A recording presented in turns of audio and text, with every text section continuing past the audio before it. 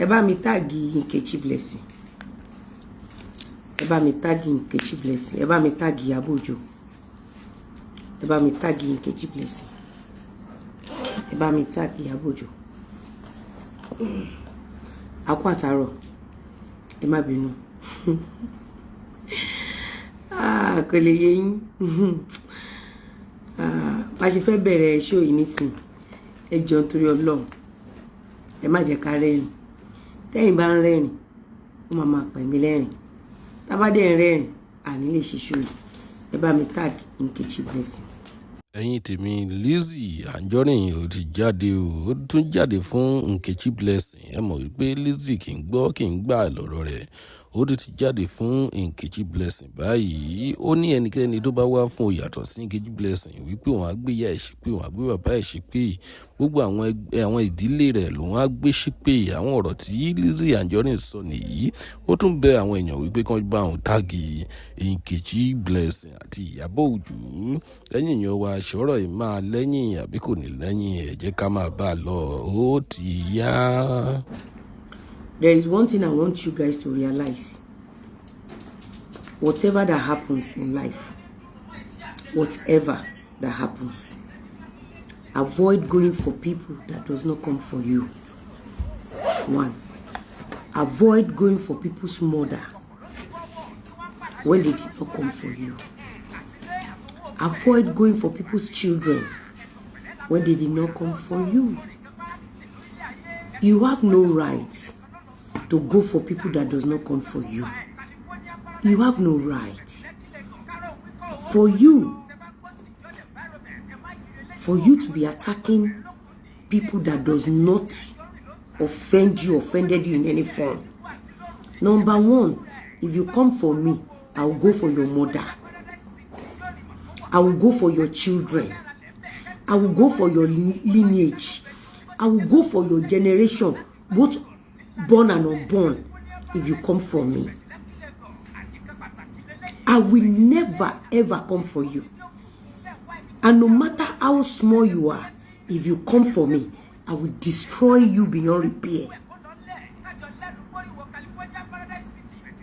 No more cyberbully on this cyberspace.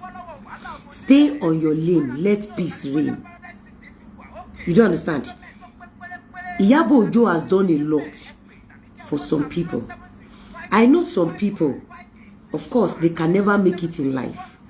Because how can I be advising a victim to keep quiet for the killers?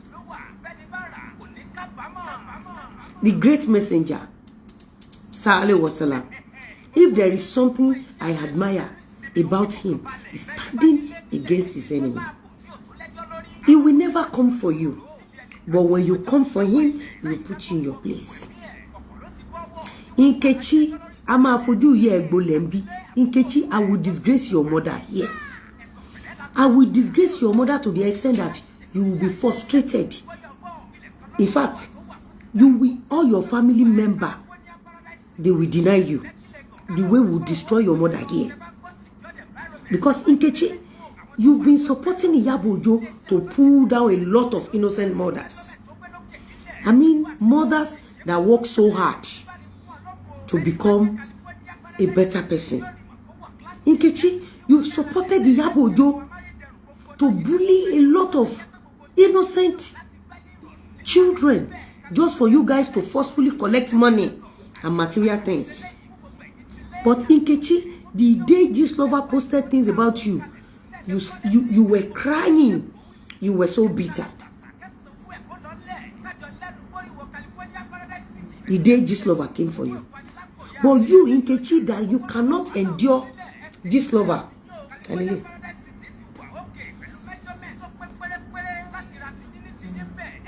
Tani. Ṣé tó rẹ́rìn àbí tani. Ẹ fẹ́ nìyẹn lè wọ́n ti mọ̀ pé kéèsì yẹn tani. Ẹni ẹ. Okay.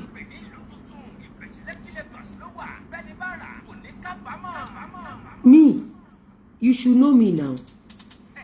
Nkechi, you should know me. Let me show you this, guys. We have a lot. This is 2019. Come and see how Iyabo Ojo. Come and see how Iyabo Ojo operates. Come and see how this lover operates. Come and see this evidence. For those of you on Instagram, maybe you come to Facebook, because I don't have much time, because it's a cruise. True, a small circle don't mean shit when you see half snakes. Can you come within them? When Lizzy Anjorin said every information she had about Etirento Daruko came from this person's circle, I didn't believe it. She carried the birth of the new baby on her head. She sold the ASHEWO for the naming. She organized parties shouting, "You know I love you." To all true, and now she's the snake in the ladder. I knew something was not right with all the farm scene. I just couldn't trust her. My instinct always spot on. I need to respect it more. Anyway, na rat wey dey inside house, they tell rat wey dey outside. Pay right up, Iyabo lele gist lover. Where fish dey, akuku no get circle. Work church, work home. Pay Christian ni won. And home kiniko. Rita talk kiniko yetiri. Pay right up yo yato. See handwriting. Iyabo Ojo gist lover.